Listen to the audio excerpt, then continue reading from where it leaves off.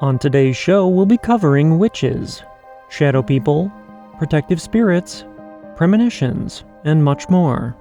All coming up on this episode of Paranormal Mysteries.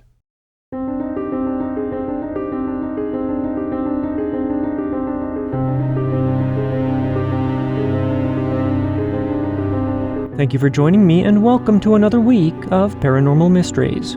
I'm your host as always, Nick Ryan.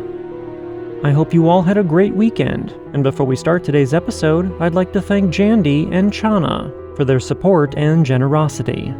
And if you enjoy the show, please consider following, sharing, and reviewing the podcast. This supports us by helping new listeners to discover the show. You can also support us at patreon.com/paranormalmysteries or at buymeacoffee.com/paranormal.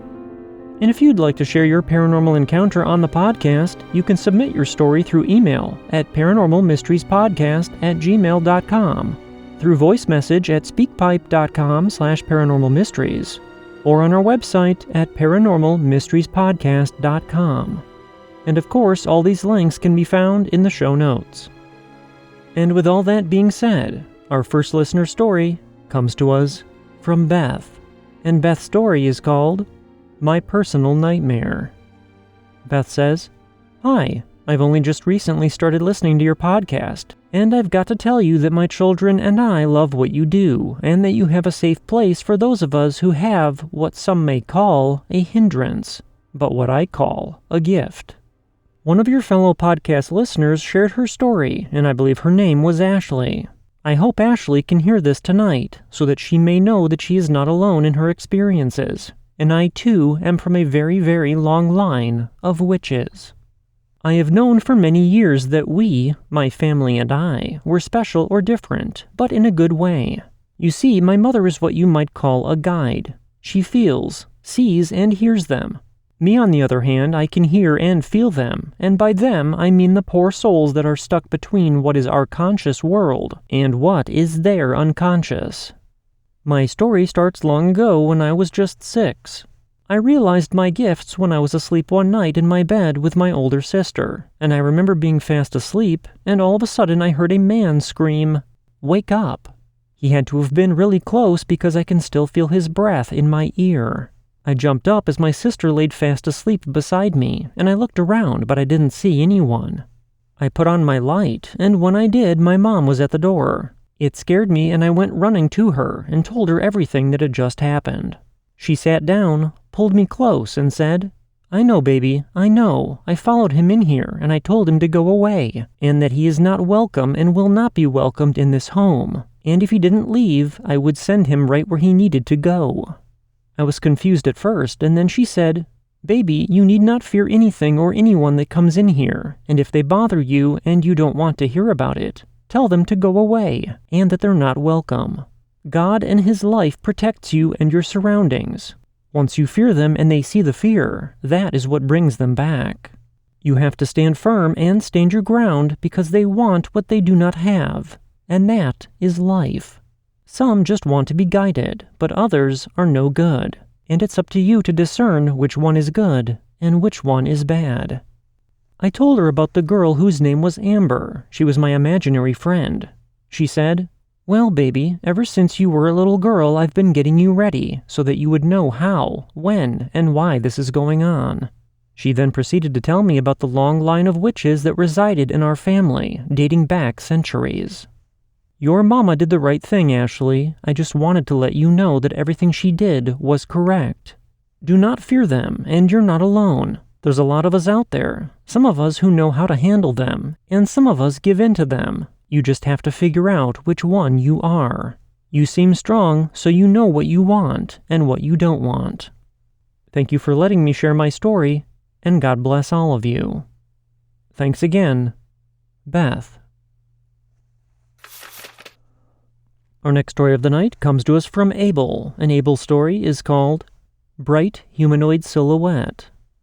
Abel says, "Hi Nick, I hope this email finds you well. I'm an avid listener to your podcast, and I've been meaning to send you this story for quite a while. I'm from Brazil, and my story takes us back to the mid-2000s. I was a teenager back then, and in July we have this 2-week school break. Me, my cousin, and my girlfriend went to my grandmother's farm to relax and have a good time. It was a beautiful starry night, and my cousins were in the kitchen having dinner and chatting, while me and my girl were making out on the front porch. Suddenly she said, "Can you see that?" And I said, "What?" And she says, "There's a light figure in front of the farm gate entrance." Then I saw this strange bright humanoid silhouette, and it seemed to be walking towards us, but in a slow pace, and even the farm dogs noticed it and began barking. The dog rushed closer to this thing, only to run back crying. It was a mix of feelings for us, like curiosity and fear at the same time, but we decided to stay there and keep looking towards the vision. Then it simply vanished into thin air, and reappeared maybe 3 times in the same way. We decided to then call our cousins, and we told them about what we saw, but they didn't believe us. My girl would keep a diary, and she wrote down what happened to us the next morning.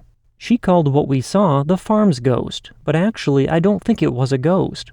I don't even have a clue, because we couldn't see any facial features or details, just the bright humanoid silhouette. To this day, I find myself thinking about it, and wondering what that thing was. Thanks, Nick. Your podcast is the best. I can't wait to listen to every new episode. God bless. Abel. Our next story of the night comes to us from Rahama, and Rahama's story is called A Shadow Figure Posed as a Friend. Rahama says, "Hi Nick, I'm from Nigeria, and this story happened about 4 years ago, and I was 13 at the time. Just a backstory, I attended a boarding school back in Nigeria, and it was located on the outskirts of the city where I lived. The school was surrounded by lots of trees, mountains, and villages, so we were kind of in the middle of nowhere. I'm also Muslim, and I believe in a lot of paranormal and supernatural entities, and the one I'm very familiar with is the jinn, as we are very aware of its existence in our religion. So back to the story. In boarding school, I usually had to wake up at night to go shower, as I didn't want to deal with being in long queues in the morning to use the shower. I did this because I didn't want to be late for my classes. My body had become accustomed to waking up at a certain time to go shower, and on this particular day, I found myself awoken a bit earlier than usual. This was odd because, as I said, I wake up at certain times. But what was even weirder was that I could see that I was awoken by a shadowy figure that strangely looked like 2 of my classmates. Weird, right? The shadowy figure had a silhouette of one friend, but the voice sounded like both of my friends at the same time. It kept telling me to get up and go shower. I was scared and confused, and as I closed my eyes and opened them again, the figure was at my door, waving and gesturing at me to come down from my bunk bed. After I blinked again, the figure had disappeared. I thought all of this was a figment of my imagination, but it felt so real. I can still feel the hand that tapped me to wake me up from sleep. It was so cold. The following morning, I asked my 2 friends that the figure resembled if any of them had came in to wake me up, but they said no, and a few other friends of mine also described a similar experience happening to them just days before. I brushed off the whole incident as I believe it might have been a mischievous jinn looking to prank me, and I never experienced that incident after that day. But days still pass by when I think, what if I stood up and actually went to shower, and what if there was an evil anomaly waiting to hurt me after I stepped out of my room? Lots of paranormal activities happened at my school, but that was just one that I personally encountered. Thank you for listening to my story. I just recently started listening to your podcast on Spotify, and I absolutely love them. I'm definitely a fan. I do hope you find my story interesting. Cheers, Rahama. Our next story of the night comes to us from Dakota, and Dakota's story is called The Man in My Front Seat. Dakota says, "Hey Nick, thanks again for reading my last story on the podcast. This one also took place in Brighton, Michigan when I was 18 years old. At the time, I was in my senior year of high school, less than a month to go before graduation, and I was working 2 jobs, pulling about 70 hours a week. So needless to say, I was tired, very tired. I had just gotten off of a 13-hour opening shift. It was mid to late afternoon, and I was driving home. I was about 3 minutes away from my house when I fell asleep behind the wheel of my car. I woke up very shortly after to a tap on my right shoulder. It was hard enough to sting, and I heard a very loud sound. Disoriented, I looked up, seeing that the loud noise was the horn of a car that was coming at me head-on. I was on the wrong side of the road. I made the quick adjustment to pull back into the proper lane, and then started to wonder what had hit my shoulder. I was pretty unnerved at this point, and scared of what could have happened had I not woken up. And then, I looked at my passenger seat. There was a tall man sitting there facing forward. He had short red hair and a big bushy red beard. I remember him as clearly as anyone I've ever known, but I had no idea who he was or how he got into my car. He looked at me, smiled, and nodded his head in acknowledgement, and then promptly faded out of vision. 1 second he was there, and the next, he was nowhere. Now I was freaked out. I got home shortly after that and ran inside and told my mother everything that I had seen. I don't think she believed me about the man, but she was definitely worried about me.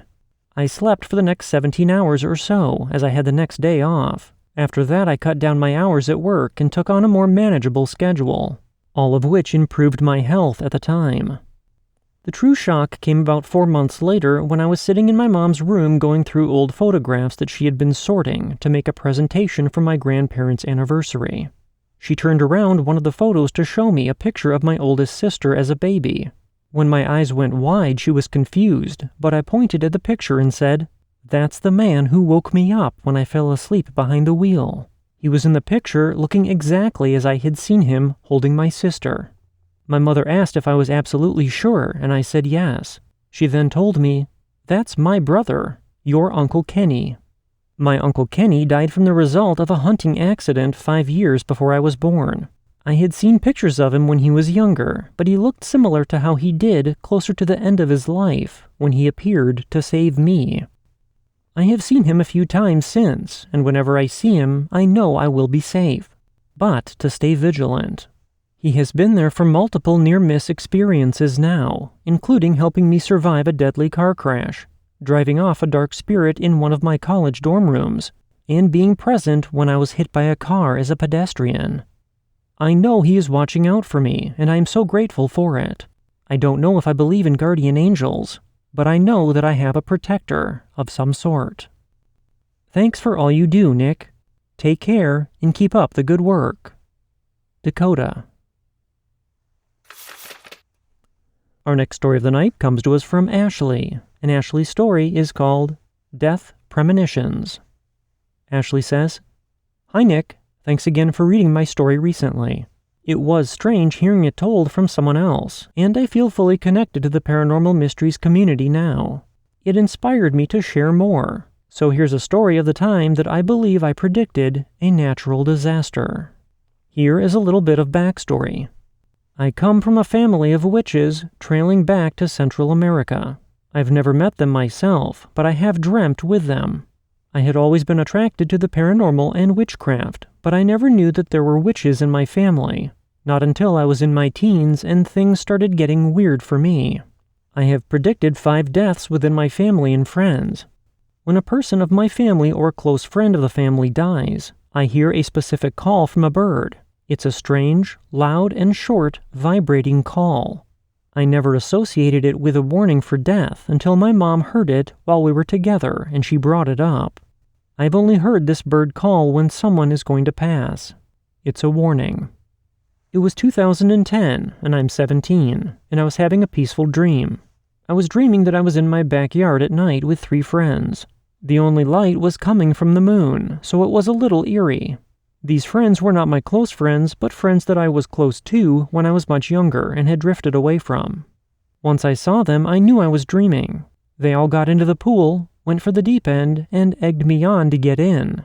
Knowing that it was a dream, I told them I wouldn't because I would just drown. And they told me, "You will drown, and when you do, don't panic. Just hold your hand up once you drown, and we will pull you up."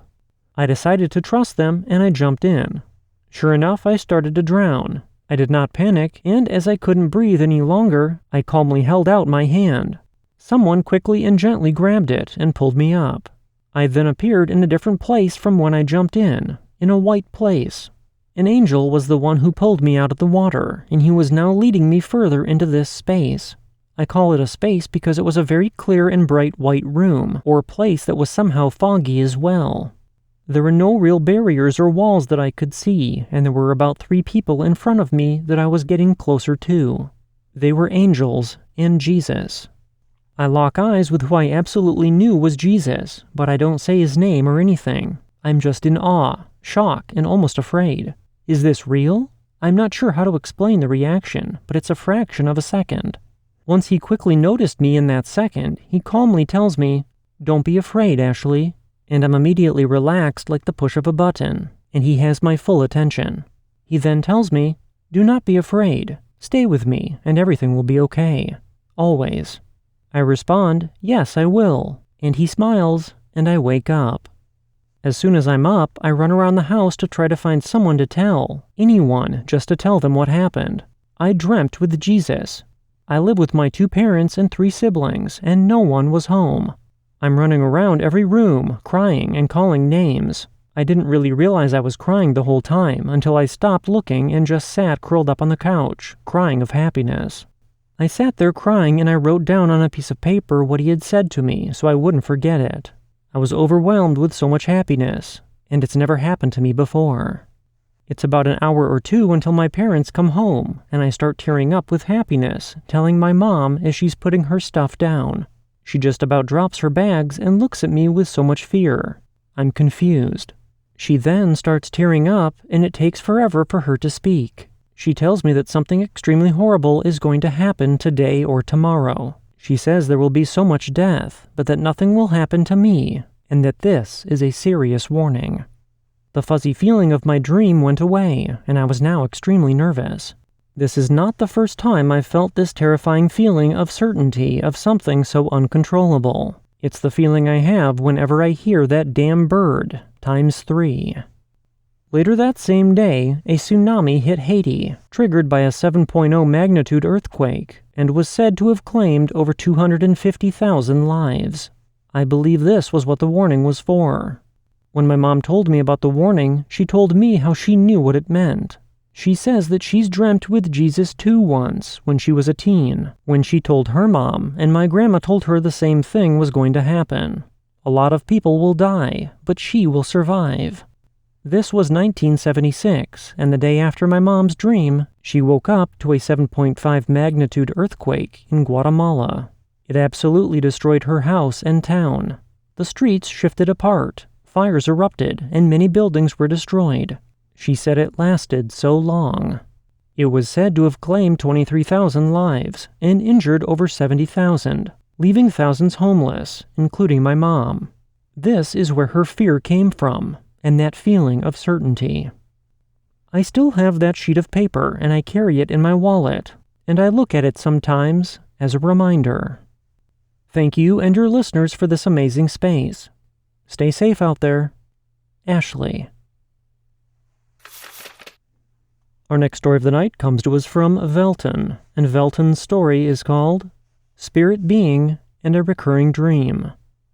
Velton says, "Hey Paranormal Mysteries crew, I decided to share this story with you after listening to your podcast for the past month or so. I've always been a lucid dreamer even when I was a child, and always thought that remembering your dreams and having consciousness in dreams was normal. When I was young, maybe 8 or 9, I had my one and only reoccurring dream. It was of a tall, slender man who was very dark.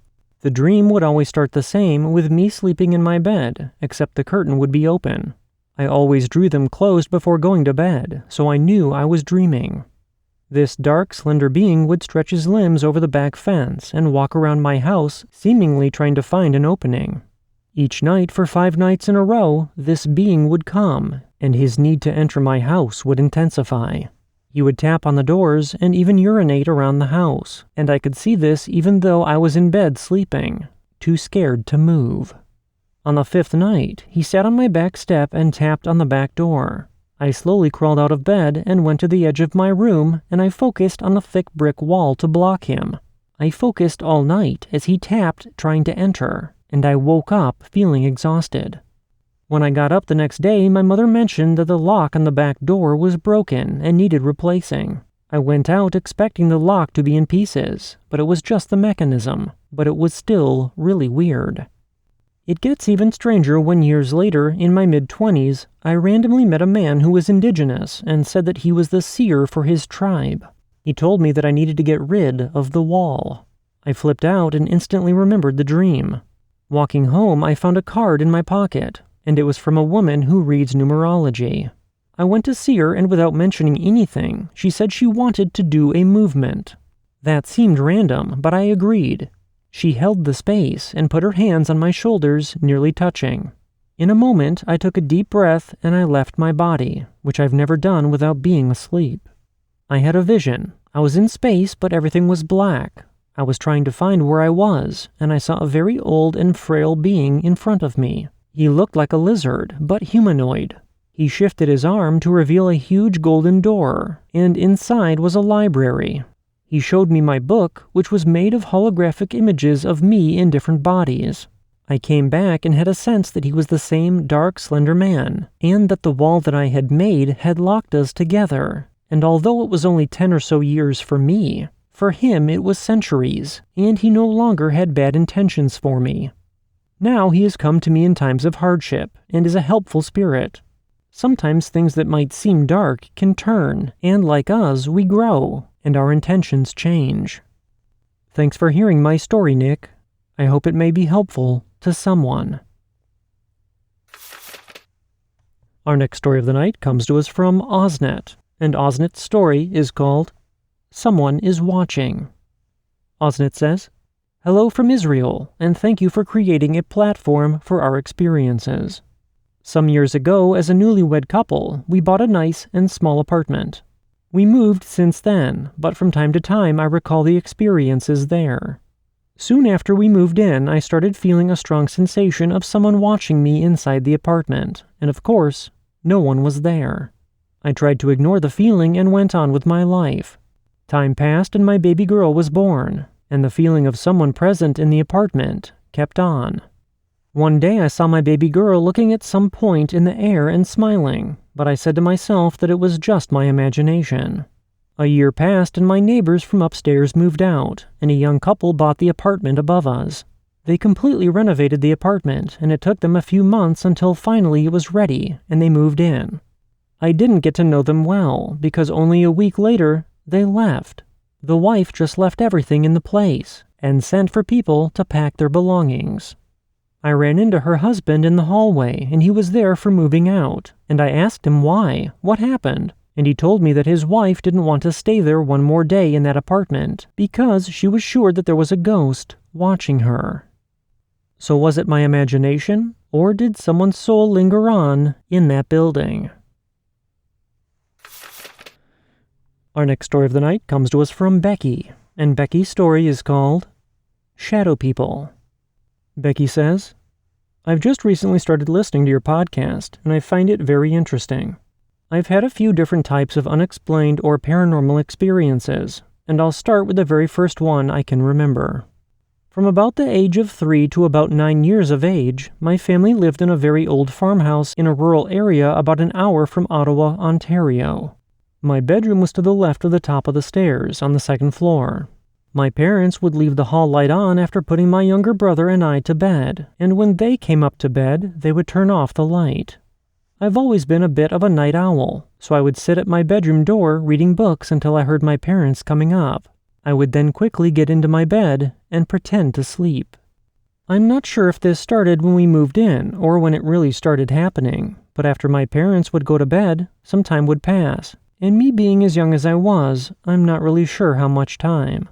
I would hear footsteps on the stairs, and a dark shadow man would then stand at my door, not doing anything and not coming right in. He would just stand there for a while, and then would move down the hall towards my brother's and parents' rooms. I was never afraid of him, and I considered him my friend. I would hear him coming up, and when he stood at my door, I would tell him about my day and other things that little kids think about. Sometimes I would get mad at him and tell him to go away, and he would then move up the hall. I wasn't mad that he was bothering me, but mad because he would never talk to me. After moving from that house, I've never seen him again. I really don't think he meant any harm. I've always had the feeling that he was just watching over us and the house. The house is no longer standing, and a new house is in its place. When I heard that it had to be torn down, I was sad for that man. I hope he is okay, or has been able to move on. I will tell you about my other experiences soon. As we bring tonight's episode to an end, I'd like to thank all of you for tuning in, and a special thank you goes out to Beth, Abel, Rahama, Dakota, Ashley, Velton, Osnet, and Becky for sharing their experiences. And if you've witnessed something paranormal, I'd like to hear your story. You can share your experience with me through email, voice message, or on our website, and all of these links can be found in the show notes. Until next time, I hope you all have a great beginning to your week, and I look forward to seeing you back here on Wednesday as we continue our journey into the unexplained, right here on Paranormal Mysteries.